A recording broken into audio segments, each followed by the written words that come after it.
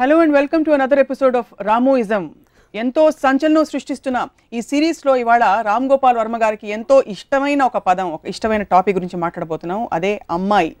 నిజానికి అమ్మాయిని ఆయన చిత్రీకరించిన విధానం మొదలుకొని అమ్మాయిల గురించి ఆయన ట్విట్టర్లో కానీ పబ్లిక్ ప్లాట్ఫామ్స్లో కానీ చేసిన వ్యాఖ్యలు ఇప్పటికే తీవ్ర దుమారాన్ని లేపాయి. ఈరోజు ఏం మాట్లాడుతున్నారు అమ్మాయి గురించి మాట్లాడదాం.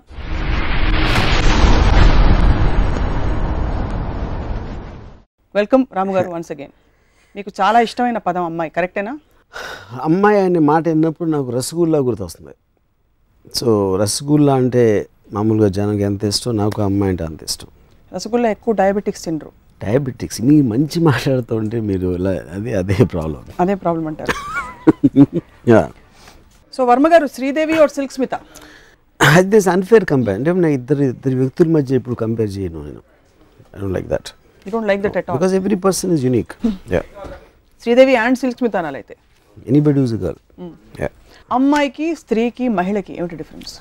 నా తెలుగు పదాలే నేను ఐఎమ్ నాట్ వెరీ షూర్ అంత డిఫరెన్స్ ఉందని. మేబీ అంటే ఒక కల్చరల్గా ఒక పర్టికులర్ కాంటెక్స్ట్ అది వాడచ్చు. ఒక్కొక్కసారి ఉమెన్కి గర్ల్కి, అమ్మాయి అంటే గర్ల్ అనే కాంటెక్స్ట్ వస్తుంది. నేను సాధారణంగా ఎంత ఏజ్ ఉన్నా నేను అమ్మాయి అంటాను. ఉదాహరణకి మా స్కూల్ టీచర్ మీద నాకు ఫస్ట్ ఒక క్రష్ వచ్చేది. నేను 6th స్టాండర్డ్లో ఉన్నప్పుడు. ఆవిడకి ఆబ్వియస్లీ ఇప్పుడు నాకు తెలిసి ఒక 70 years ఉంటాయి. కానీ ఇప్పుడు కూడా నేను అమ్మాయి అంటాను.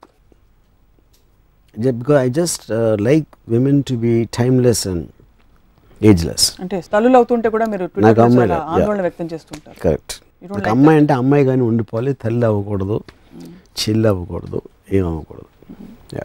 మీ అమ్మగారు because she become a mother, ఇంత ఒక మంచి బాలుడు ప్రపంచానికి దొరికాడు అనుకోవచ్చు.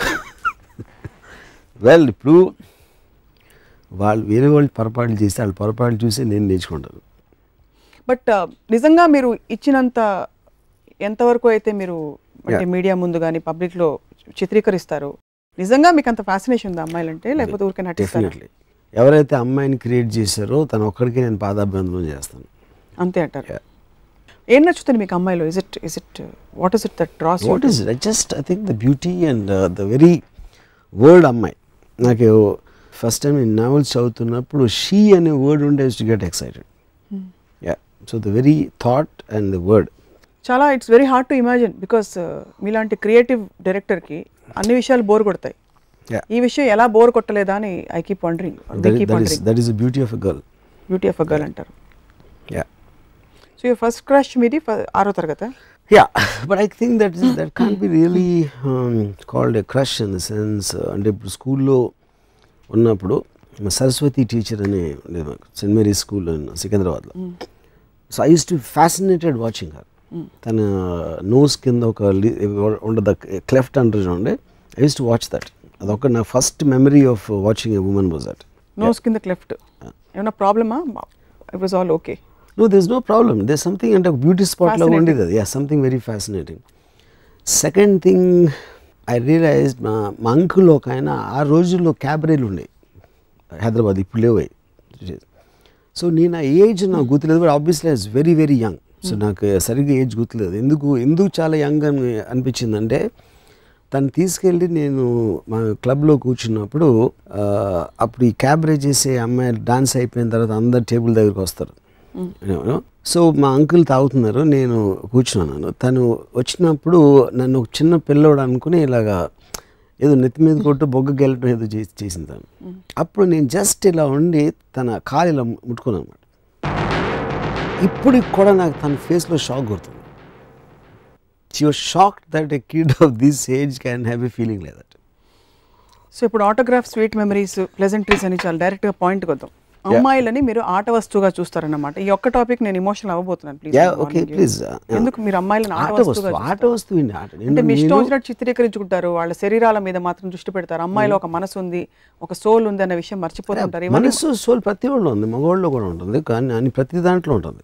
అమ్మాయిలకు ఒక స్పెషాలిటీ ఉంది, అబ్బాయిలకి లేనిది. అంటే ఇట్లీస్ట్ నేను అట్రాక్ట్ అవుతుంది. సో ఒక అమ్మాయి ఫిగర్ అనేది one of the most beautiful things ఇందాక చెప్పినట్టు గాడ్ క్రియేటెడ్. సో ఒక అమ్మాయి అంతా నేను పూజిస్తాను. అందం తప్ప ఆట వస్తువుగా నేను చూడను. ఆట వస్తువుగా చూడను. ఇప్పుడు వేరేది ఇప్పుడు ఇంటెలిజెన్స్ ఉండొచ్చు, అది మగవాళ్ళు కూడా ఉంటుంది, దానిది సెపరేట్ ఆస్పెక్ట్. అది ఇంటెలిజెన్స్తో లేకపోతే తన వేరే ఆస్పెక్ట్ చూసినప్పుడు అది కామన్ టు ఎనీ జెండర్. దానికి మళ్ళీ అమ్మాయి స్పెషాలిటీ ఉంటుంది. సో ఐన్ ర్యాండ్ అమ్మాయి అబ్బాయి పిల్ల కుక్క ఇట్ డజంట్ మ్యాటర్ అంటారు. Doesn't make difference. ఏమి డిఫరెన్స్?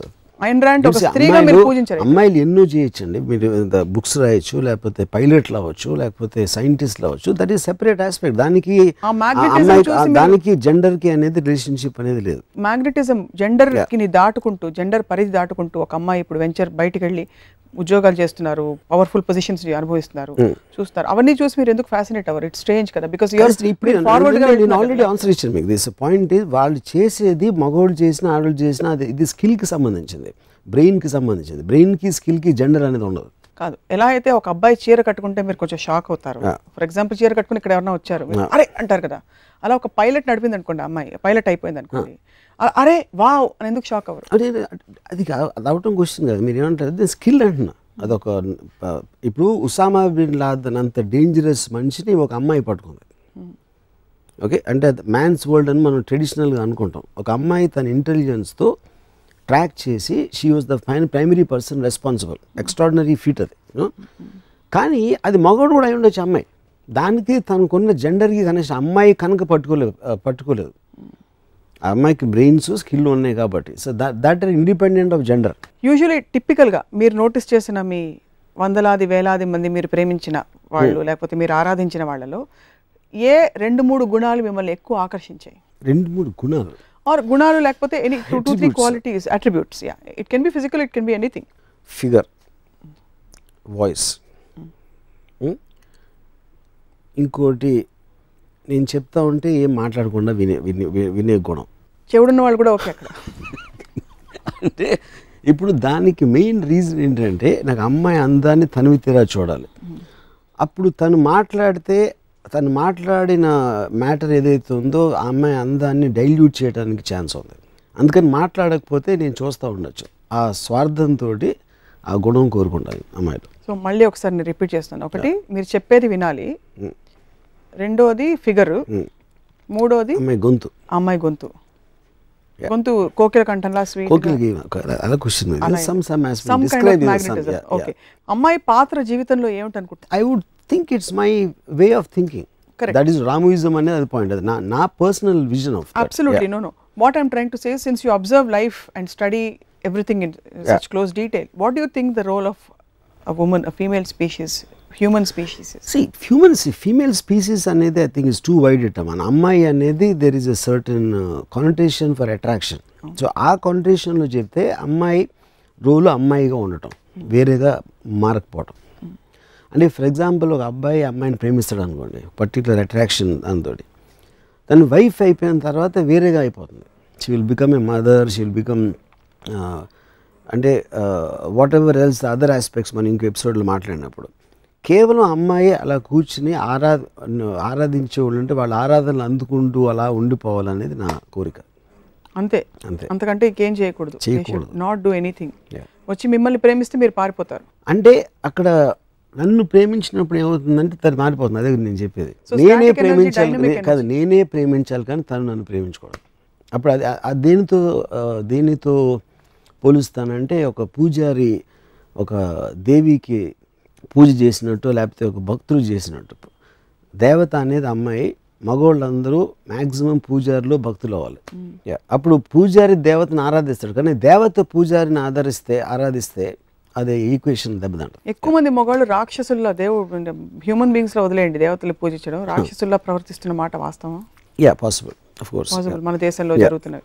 అప్పుడు మీరు అమ్మాయిల కోసం కానీ అమ్మాయిల తరఫున కానీ ఏమన్నా మీరు మీ పూజల ఆరాధనలో భాగంగా ఉద్యమాలు ఏమైనా చేశారు ఎప్పుడైనా? ఉద్యమాలు చేస్తే ఏమొస్తుంది? ఎందుకంటే అది జరిగేది ఒక ఇంట్లో లోపల జరుగుతుంది. సో దానికి ఒక జనరలైజ్ చేసి గొడవ చేయటం వల్ల ఏం సాధ్యం? I mean nothing will happen. Me expression ఏంటి నాకు అర్థం కావట్లేదు స్వప్న. నేను చెప్పిన దాంట్లో కొంచెం అన్న పాయింట్ ఉందా లేదా? నిజం నిజం నిజం నిజం చెప్పండి కొంచెం. ఎంత ఎంత ఎంత ఎంత అమ్మాయిల అందాన్ని పూజించడం అనే కాన్సెప్ట్ ఇంకా జీర్ణించుకోలేకపోతున్నారు. నేను కేవలం అమ్మాయిల్ని పొగుడుతున్నాను, ఆరాధిస్తున్నాను.